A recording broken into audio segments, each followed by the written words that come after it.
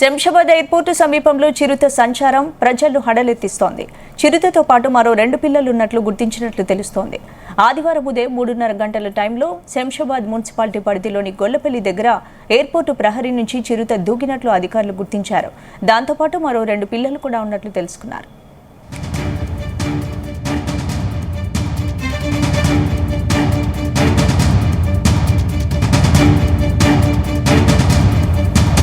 విమానాశ్రయం ప్రహరీ గోడ దూకుతుండగా ఫెన్సింగ్ వైర్లకు చిరుత తగలడంతో ఎయిర్పోర్టు కంట్రోల్ రూమ్లో అలారం మోగింది.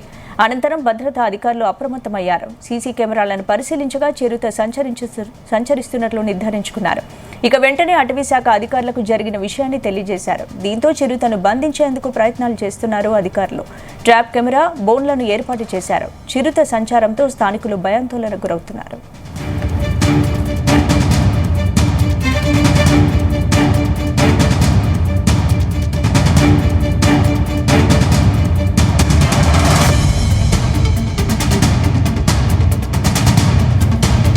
శంషాబాద్ ఎయిర్పోర్ట్ సమీపంలో చిరుత సంచరిస్తున్నట్టు తెలుస్తోంది. ఇక చిరుత సంచారం ప్రజలను హడలెత్తిస్తోంది. చిరుతతో పాటు మరో 2 పిల్లలున్నట్లు కూడా గుర్తించినట్లు తెలుస్తోంది. ఈ అంశానికి సంబంధించి పూర్తి అప్డేట్స్ మా ప్రతినిధి శ్రీచరణ్ అందిస్తారు. శ్రీచరణ్. స్పందన, అడవిలో ఉండాల్సిన క్రూరమైన జంతువులు అప్పుడప్పుడు జనవాసంలో ఒక్కసారి వచ్చి అదుపు తప్పి వస్తూ ఉంటాయి. ఇలా వచ్చిన ప్రతిసారి కూడా స్థానికులు భయాందోళన చెందుతూ ఉంటారు.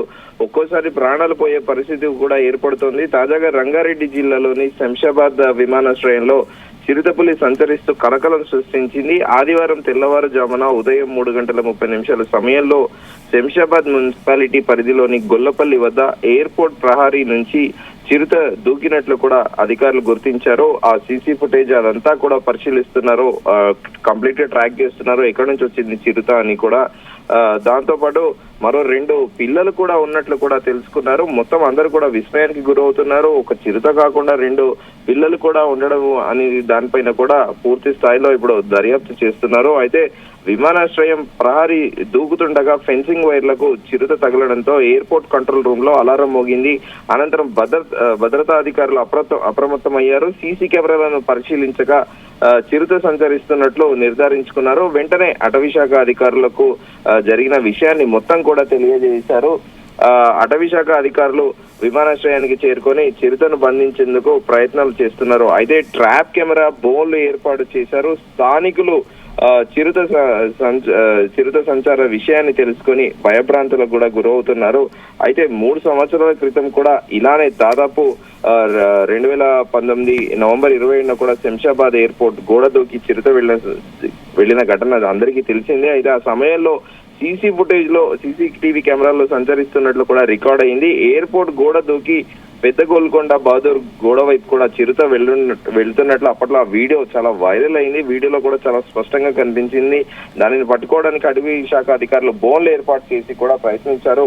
అయితే 2 గంటల పాటు ఈ రోజు ఉదయం 3:30 ఏదైతే జరిగిందో ఆదివారం 2 గంటల పాటు అధికారులు చిరుత కోసం గాలించారు. అనంతరం అది చిరుత కాదని తేలడంతో ప్రజలు ఊపిరి పీల్చుకున్నారు. చివరికి సీసీ కెమెరాల్లో చిక్కిన చిరుతపులి కాదు, అడవి పిల్లి అని అధికారులు నిర్ధారించారు. ప్రస్తుతం కూడా చిరుతపులి వ్యవహారం తీవ్ర అలజడి సృష్టిస్తుంది.